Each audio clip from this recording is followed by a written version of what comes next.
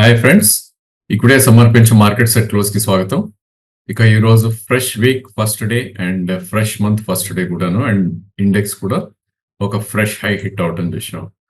So ఈ రోజు opening almost about 110 points gap up అయిపోయిన నిఫ్టీ ఆల్మోస్ట్ అదే హై ఉంది 25,333 దగ్గర అండ్ ఎగ్జాక్ట్లీ గ్యాప్ ఏదైతే ఉందో ఫ్రైడే క్లోజింగ్ అండ్ ఈ రోజు ఓపెనింగ్ కి 25,235 ఫ్రైడే క్లోజింగ్ అక్కడే గ్యాప్ ఫిల్ చేసి క్లోజింగ్ మనం చూస్తే కనుక 25,280 అబౌట్ 40 పాయింట్స్ ప్లస్ లో మనం క్లోజ్ అవుట్ అని చూసాం.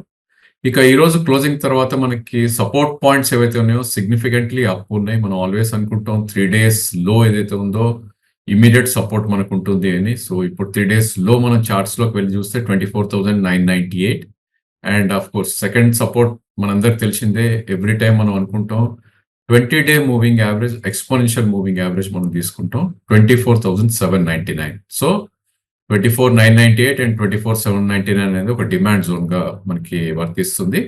అండ్ ప్రాబ్లీ అప్ సైడ్ మనకి చూస్తే కనుక అన్చార్టెడ్ జోన్ లో ఉంది కాబట్టి 25,450 ఒక సిగ్నిఫికల్ రెసిస్టెన్స్ ఉంటుంది.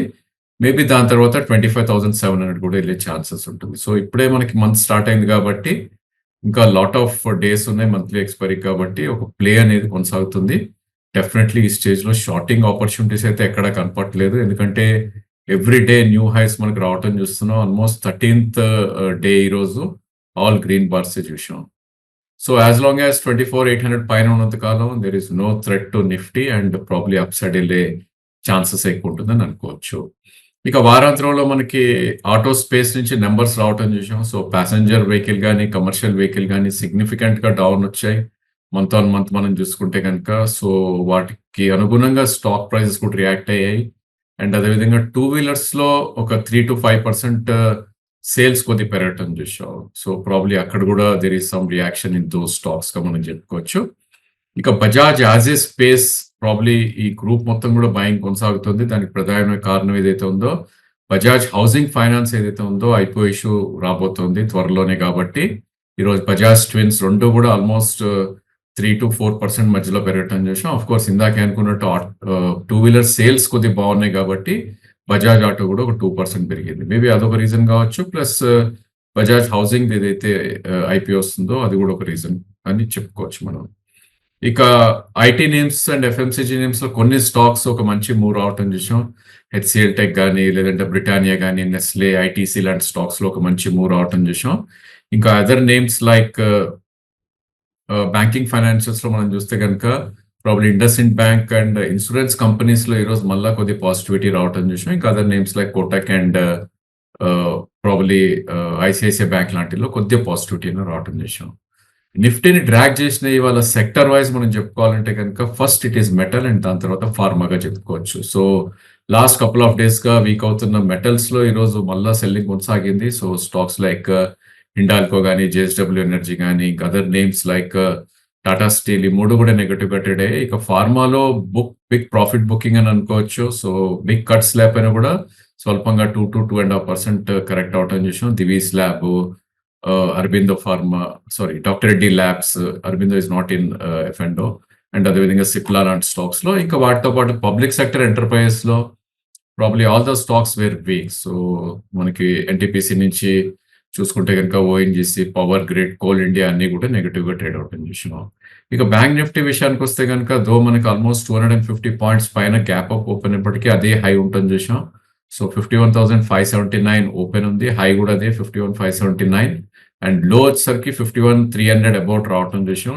స్పెసిఫిక్ 51,295 ప్రిసైస్లీ లో అని చెప్పుకోవచ్చు. ఇంకా క్లోజింగ్ 51,470 దగ్గర క్లోజ్ అయింది. అంటే అబౌట్ 110 పాయింట్స్ పైన క్లోజ్ అవుట్ చూసాం.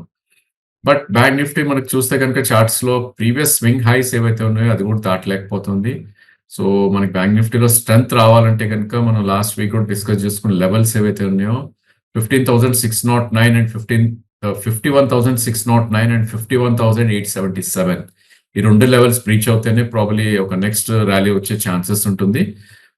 గత కొన్ని వారాలుగా మనం అబ్జర్వ్ చేస్తే కనుక నిఫ్టీ స్ట్రెంత్ చాలా ఎక్స్పెక్ట్ చేస్తుంది. వేరే బ్యాంక్ నిఫ్టీ ప్రాబ్లీ క్యాచ్అప్ కాలేకపోతుంది. అది ఇంకా కొనసాగుతుందని వెయిట్ చేయాలి. బట్ ఏదైనప్పటికీ 51,870 పైన క్లోజ్ అయిన రోజు మేబీ ఒక బిగ్ మూవ్ వచ్చే ఛాన్స్ ఉంది. బట్ ఈ స్టేజ్ లో మనకి 20-డే మూవింగ్ యావరేజ్ చార్ట్స్‌లోకి వెళ్లి చూస్తే గనుక 50,998 జస్ట్ అబౌట్ 51,000 అనుకోవచ్చు. సో అదొక గ్రేట్ సపోర్ట్ ఉంది కాబట్టి ఎనీ డిప్స్ మేబీ ఒక 200-300 పాయింట్స్ పడితే గనుక సపోర్ట్ జోన్‌కి వస్తుంది కాబట్టి అక్కడ లాంగ్ పొజిషన్స్ క్రియేట్ చేసే ప్రయత్నం చేయొచ్చు. బట్ 50,880 కింద స్టాప్ లాస్ కూడా కంపల్సరీగా పెట్టుకోవాలి. ఎందుకంటే ఒకవేళ 50,880 కట్ అయింది అంటే గనుక మేబీ ఇంకా ఫర్దర్ వీక్ అయ్యే ఛాన్సెస్ ఉంటుంది. మేబీ 51,870 దాటితే గనుక 52,340 దాకా అప్‌సైడ్ ఎళ్ళే ఛాన్స్ మనకు కనిపిస్తుంది. ఇక స్ట్రాంగ్‌గా ఉన్న స్టాక్స్ మనకు చూస్తే గనుక ఐడీఎఫ్‌సి ఫస్ట్ లాంటి బ్యాంక్స్‌లో కొద్దిగా స్ట్రెంత్ రావటం చూసాం మనం ఈరోజు. ఇంకా అదర్ నేమ్స్ మనం చూసుకుంటే గనుక ఇండస్ఇండ్ బ్యాంక్ గాని, పబ్లిక్ సెక్టర్ బ్యాంక్స్‌లో కొద్దిగా స్ట్రెంత్ అనేది రావటం చూసాం. బ్యాంక్ ఆఫ్ బరోడా, ఎస్‌బీఐ గాని, పిఎన్‌బి ఇలాంటి వాటిల్లో. ఇక వీక్ అయిన వాటిల్లో మనం ఎళ్లి చూస్తే గనుక probably AU bank biggest loser 1% పైన పడింది. And other names like HDFC bank, Kotak bank ఇవి 2 కూడా ప్రాబబ్లీ కొద్దిగా నెగెటివ్‌గా ట్రేడ్ అవ్వటం చూసాం. ఇక ఎఫ్ అండ్ ఓ స్పేస్‌లోకి వెళ్లి చూస్తే గనుక బిగ్గెస్ట్ గెయినర్ ఈరోజు మనకి అబౌట్ 12% దాకా పెరగటం చూసాం. గుజరాత్ గ్యాస్. సో దీనిలో న్యూస్ ఏంటి అంటే గనుక వాటి సబ్సిడరీ కంపెనీస్‌లోనే తనంతట తాను మర్జ్ చేసుకుంటున్న న్యూస్ తోటి ప్రాబబ్లీ ఈరోజు ఒక 11% పెరగటం చూసాం. అండ్ బజాజ్ ట్విన్స్‌లో ఏదైతే బిగ్ మూవ్ రావటం చూసామో ఫినాన్స్ సెక్టర్‌లో ఒక మంచి బయింగ్ రావటం చూస్తున్నాం. ఈవెన్ ఎఫ్ అండ్ ఓ స్పేస్‌లో.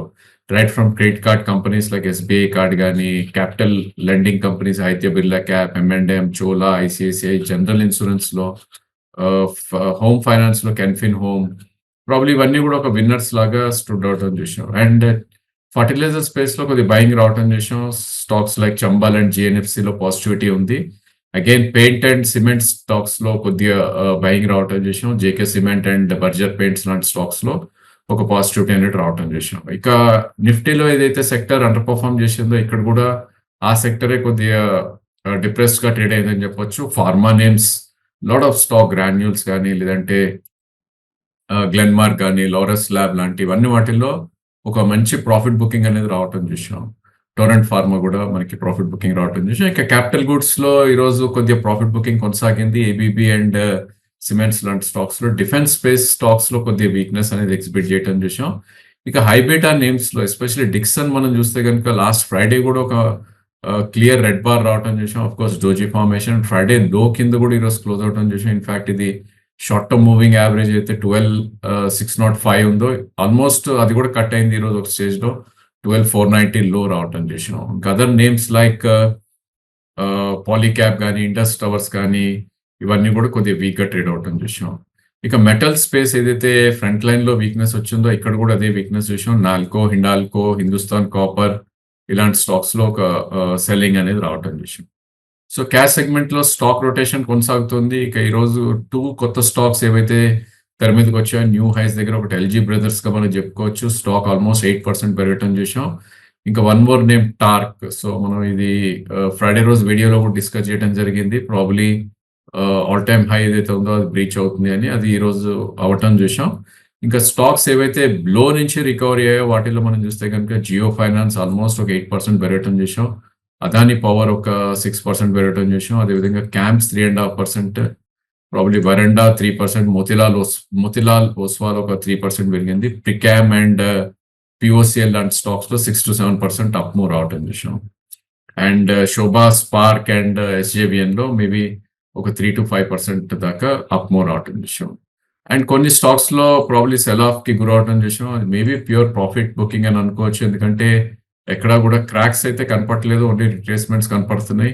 So to name few JSPL కానీ లేదంటే stocks like TVS electronics, Symphony, probably Orient hotel కానీ, Lloyd engineering and other names like textile కానీ, ఏజీఏ గ్రీన్ ప్యాక్ వీటన్నిటిలో కూడా ప్రాఫిట్ బుకింగ్ అనేది కొనసాగుతుందని చెప్పుకోవచ్చు. స్టాక్ లైక్ టాటా ఎలక్సీ ఏదైతే లాస్ట్ వీక్ ఒక బిగ్ అప్ మూవ్ చూసాం వాటిల్లో కూడా స్వల్ప నెగటివ్ గా మనకి ఈరోజు ట్రేడ్ అవటం చూసాం. ఇక గత కొంతకాలంగా మనం చూస్తే కనుక ఎవ్రీడే నిఫ్టీ ఒక న్యూ హైస్ కి రావటం చూస్తున్నాం. వేరాజ్ స్టాక్స్ ఎవరి దగ్గర అయితే ఉన్నాయో ఇండివిజువల్స్ కానీ, హెచ్ఎన్ఐస్ కానీ, రిటైల్ ఇన్వెస్టర్స్ కానీ ఇవన్నీ కూడా పెరగటం చూడట్లేదు మనం. So Nifty all time high వస్తుంది, బట్ స్టాక్స్ మాత్రం especially cash segment all time highs రావట్లేదు. ఇన్ఫాక్ట్ లాట్ ఆఫ్ స్టాక్స్ 5, 10, 15, 20% కూడా కరెక్ట్ అవటం చేసాం. ఏవైతే మర్కీ నేమ్స్ లైక్ ఐడియా గానీ, లేదంటే యెస్ బ్యాంక్ గానీ, ఎక్కడైతే హెచ్ఎన్ఐస్ చాలా పెద్ద పొజిషన్స్ బిల్డ్ చేశారో, ఆ stocks maybe long term moving average ఏవైతే ఉన్నాయో 200 మూవింగ్ యావరేజ్‌కి దగ్గరగా వస్తున్నాయి. సో, ఒకవేళ అది కట్ అయింది అంటే గనక ఇంకొంచెం థ్రెట్ ఉండే మార్కెట్‌లో ఎక్కువ ఛాన్స్ మనకు కనిపిస్తుంది. ఇక బిగ్ ఆర్డర్స్ ఏదైతే ఇన్‌ఫ్రాకొస్తున్నాయో అవి గూడా స్టాక్ ప్రైస్‌ని చేర్ చేయట్లేదు. ఎందుకంటే ఈరోజు ఎన్‌బీసీసీ అండ్ ఎన్‌సీసీలో ఒక బిగ్ ఆర్డర్స్ వచ్చాయన్న ఒక న్యూస్ రావటంతోటి ఇన్‌ఫాక్ట్ ఎన్‌సీసీ ఆల్‌మోస్ట్ 328 వెళ్ళినప్పటికీ క్లోజింగ్‌లో 320 దాకా ఫిజిల్ ఔట్ అయిపోవటం చూసాం. అదేవిధంగా ఎన్‌సీసీలో గూడా ఆల్‌మోస్ట్ 3000 క్రోర్స్ ప్లస్ ఆర్డర్ వచ్చినా గూడా ఆ స్టాక్ మూవ్ అవ్వట్లేదు మనకి. సో, ఇక్కడ మనకు చూసే తెలుసుకోవాల్సింది ఏంటి అంటే గనక ఇండెక్స్‌తో పాటు అన్ని స్టాక్స్ మూవ్ అవ్వట్లేదు కాబట్టి మన స్టాక్ సెలక్షన్ ఇప్పటికి కూడా కేర్‌ఫుల్‌గా ఉండాలి. ఉన్న స్టాక్‌ని రీఅసెస్ చేసుకోవాలి. అండ్ ఎక్కడైతే వీక్‌నెస్ అనేది వస్తుందో అంటే షార్ట్ టర్మ్‌లో 20 డే మూవింగ్ యావరేజ్ కింద ట్రేడ్ అవుతుందో, లాంగ్ టర్మ్‌లో 200 డే మూవింగ్ యావరేజ్ కింద ట్రేడ్ అవుతున్నాయో వాటిల్లోంచి ఎగ్జిట్ అవ్వటం it's a good idea. And probably ఒకసారి స్ట్రెంత్ వచ్చినాక మళ్ళా కొనుక్కోవడం it's all common in trading కాబట్టి ఆ ప్రాక్టీస్ అనేది అవలంబించాలి. So that's all for today. Thank you for watching the video.